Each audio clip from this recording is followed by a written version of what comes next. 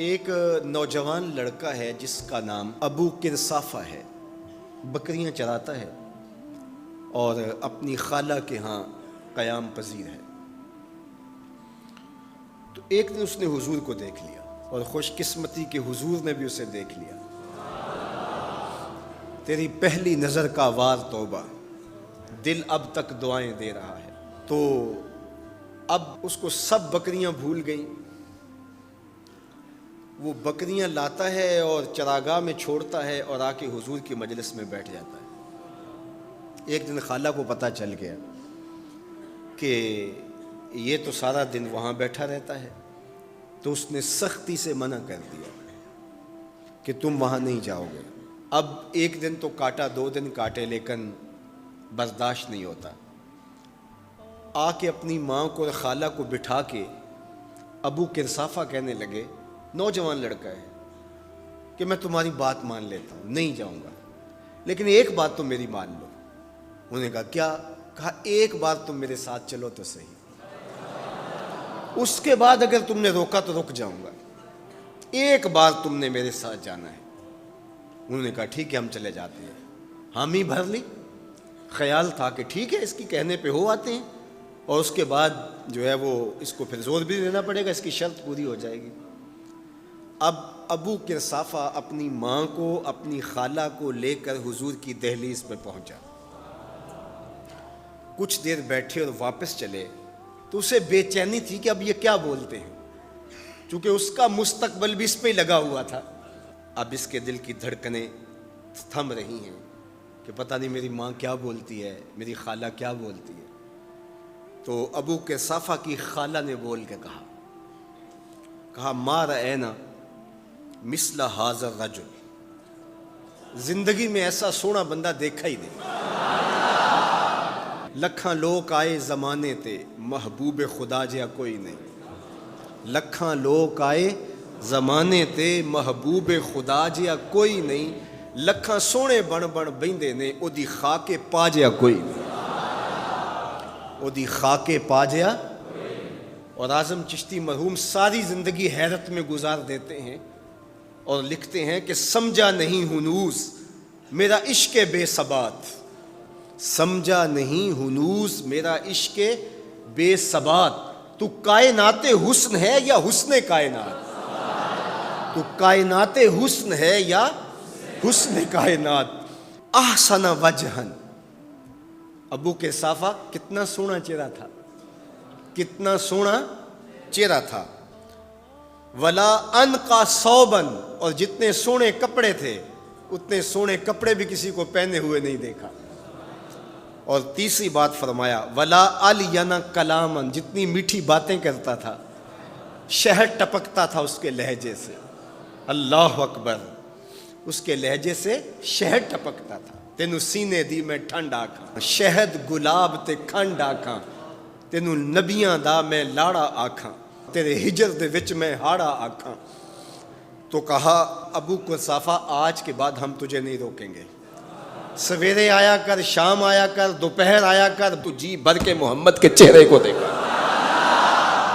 مکھ چند بدر شاہ، متھے چمک دی لاٹ نورانی، کالی زلف تے اکھ، مخمور رکھی ہن مد بھریاں، دو ابرو کوس مثال دسن، دو ابرو کوس جیتی نوک مجا دے تیر چھٹن، لباں سرخ آنکھاں کے لال یمن، چٹے دند موتی دیاں ہن کریاں۔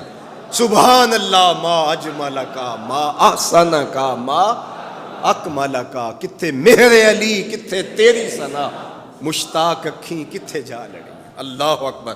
ابو کرصافہ کی خالہ پہلے تو وہ کہتی تھی جاتا کیوں ہے، اب اس کی اپنی کہانی۔ سودا لینے کے لیے بازار گئے، ہاتھ اس کے بکے جس کے خریدار گئے۔ اللہ اکبر۔ کہا کہ اتنا سونا کلام کرنے والا بھی میں نے آج تک نہیں دیکھا۔ پھر کہا ابو کرصافہ کیا کہوں، لگتا تھا اس کے چہرے میں سورج گھوم رہا ہے، ایسا حسین تھا، ایسا سونا تھا۔ ایک زمانہ آیا کہ قریش کے ظلم و ستم اور جور و جبر اتنے زیادہ بڑھ گئے کہ کمزوروں پر جو ظلم ڈھاتے تھے، زیادتی کرتے تھے، وہ دیکھے نہیں جاتے تھے۔ تو سیدنا صدیق اکبر شہر مکہ کو چھوڑ کر کے مکہ سے باہر جا رہے تھے، راستے میں ابن دغنہ ملا۔ یہ قریش کا سردار تھا اور اس نے کہا کہ آپ کدھر جا رہے ہیں؟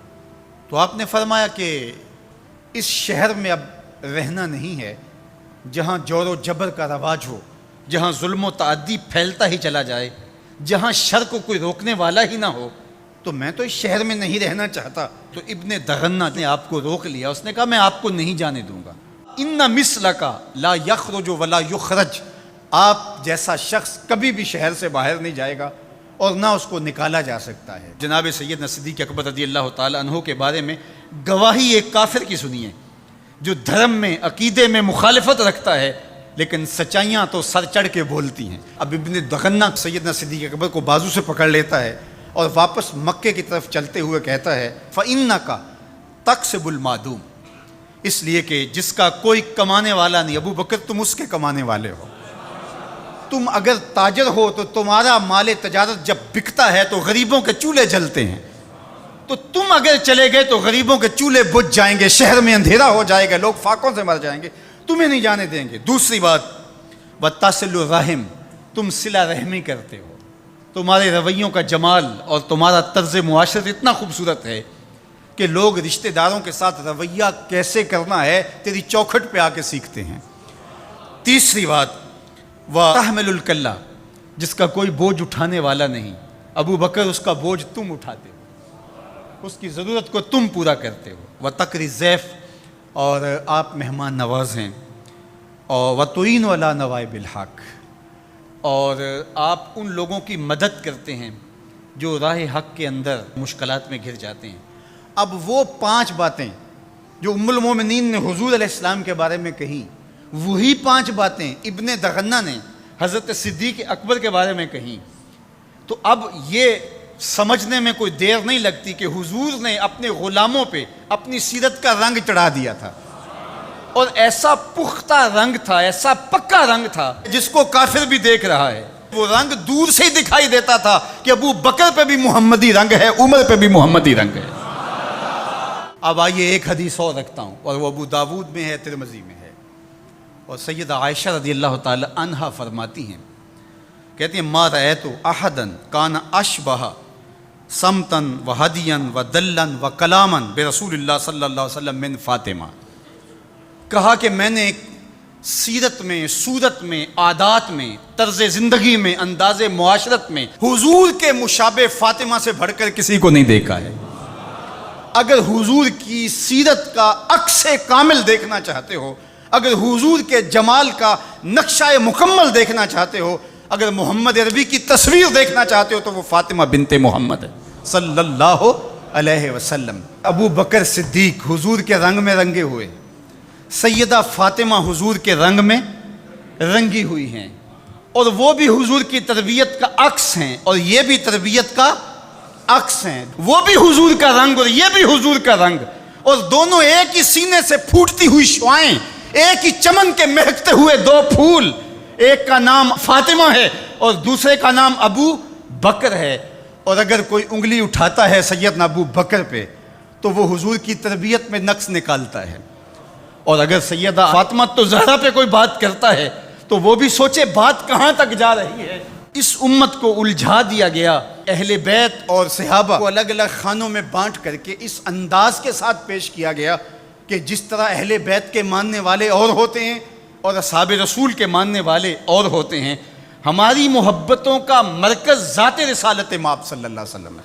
اللہ کی محبت مقصود شریعت ہے، والذین آمنوا اشد حبا للہ، یہ قرآن بتاتا ہے ہمیں، لیکن یہ محبت بھی ہمیں اس در سے ملی ہے۔ تو اس لیے ذات رسالت مآب جب مرکز محبت ہوگی تو پھر یہ جھگڑا کبھی بھی نہیں ہوگا کہ میں اہل بیت کو مانتا ہوں اور صحابہ کو نہیں مانتا، میں صحابہ کو مانتا ہوں اہل بیت کو نہیں مانتا۔ میں تو کہا کرتا ہوں کہ صحابہ نبی کے در والے ہیں اور اہل بیت نبی کے گھر والے ہیں۔